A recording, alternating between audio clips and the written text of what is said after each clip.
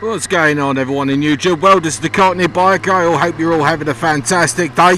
As a rider, you'll come across many different people with many different pieces of advice for you. And in my opinion, any advice they give you comes in three forms. It's either emotional advice, technical advice, or riding advice. Cue the intro.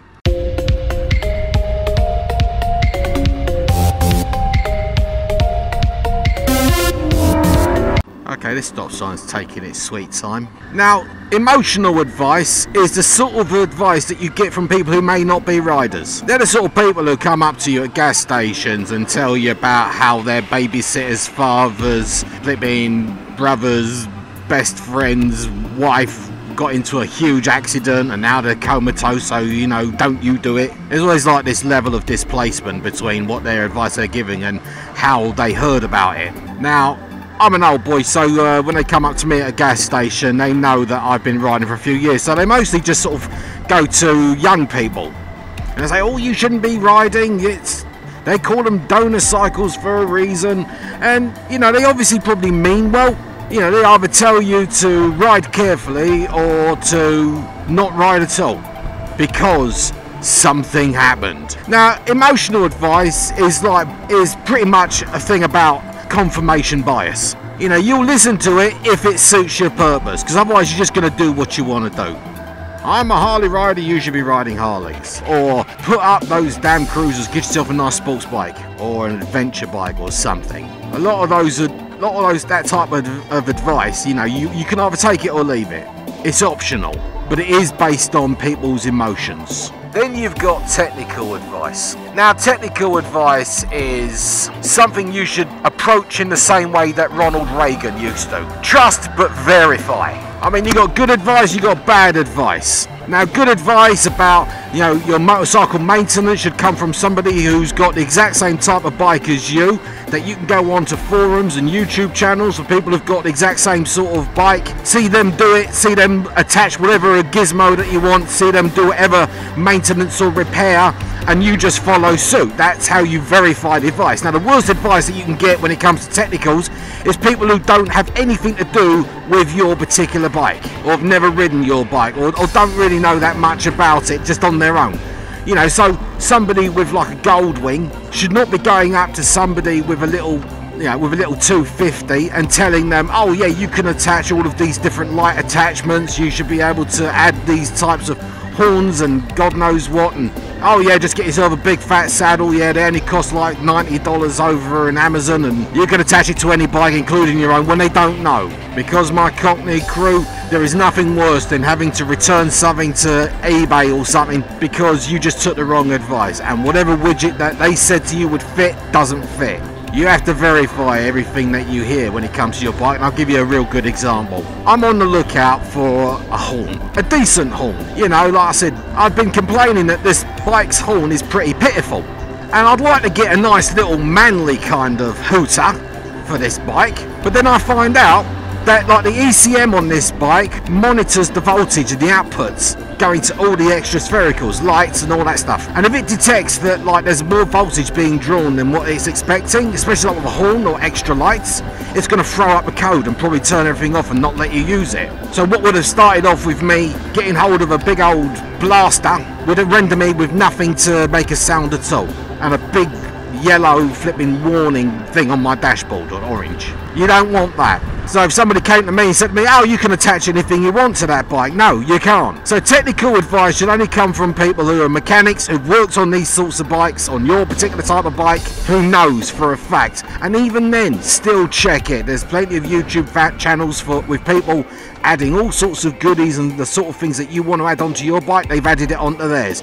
They'll walk you through it step by step, process by process. And there's plenty of YouTube videos of people who screw things up. Then you've got your trolling kind of advice. Now, there's pranking and there's trolling. Now, there's pranking where, I mean, who hasn't been sent to O'Reilly's or AutoZone to pick up some signal fluid? We've all done it, we've all been there in some way, shape or form. But then you got your trolling advice. You know, I'm sure somebody's been on the forums asking, is it really true that, like, if your engine runs too hot, just pour water into the gas tank, it'll cool it down? So yeah, you got to be careful of that kind of trolling advice. I mean, that's a blatant example, but there are sort of other examples of people sort of giving out bad advice. Always trust but verify, always. When I went to get my front tyre changed the other day, the mechanic said, you're going to change the set or you're just going to change the one? I goes, I just want to change the one. He goes, oh, that's dangerous. Why is it dangerous? Oh, well, you know, because like it'll affect the handling of the bike. If you've got two different manufacturers on of tyres on your bike, then you're going to have problems. So I'm like, what?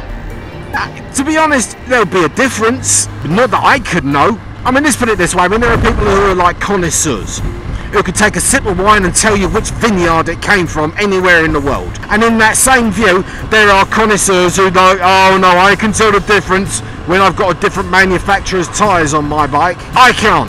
All I want out of a tyre is, all I really want out of a tyre is don't slip and slide when I'm doing a manoeuvre, preferably, and try to last more than like 5,000 miles. And in return, I'll try to take it easy on you. That's all I want out of a tyre.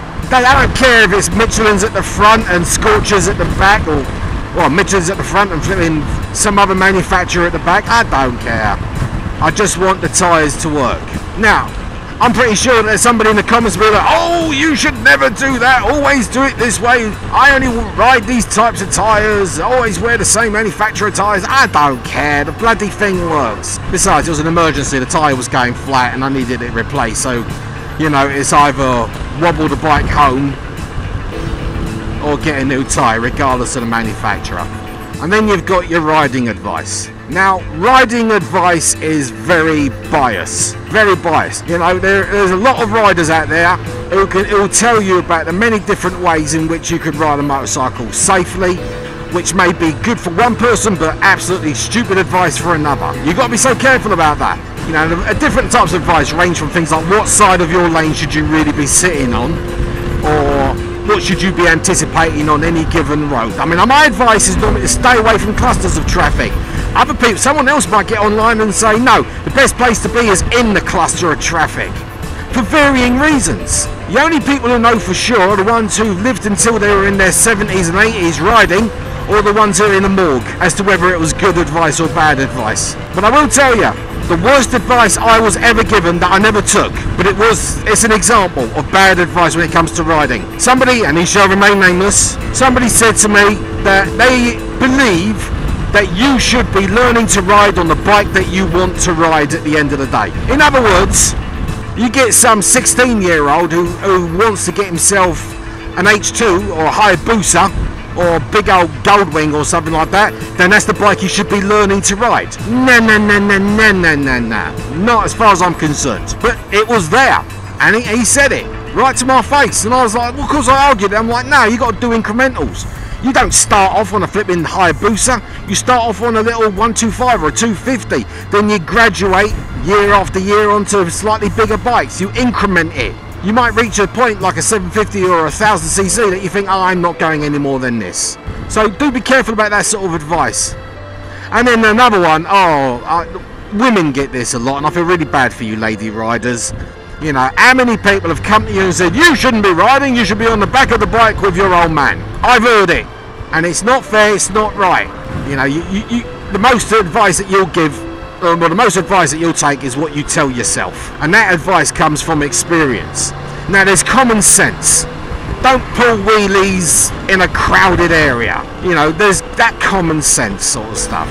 Anything else, you just have to work out as you go along. And if the advice that somebody on YouTube, like me, or like Do It With Dan, or Yami Nubi, and if the advice they give you resonates with you, and it makes sense, and you do it, and it works, then fine, carry on. Alright, like I said, there's good advice and there's bad advice, and the little bit in between is just whatever resonates with you. So, that's all I've got to say about that. So I'm going to call it an end to this video today, my Cockney crew. In the meantime, if you like this video, give me the thumbs up. If you're new to this channel, hit the subscribe button, it's just down there. And there's some more videos hovering around there somewhere, probably after this speech. In the meantime, you take care of yourselves, your mind, there you go, you ride safe, and laters.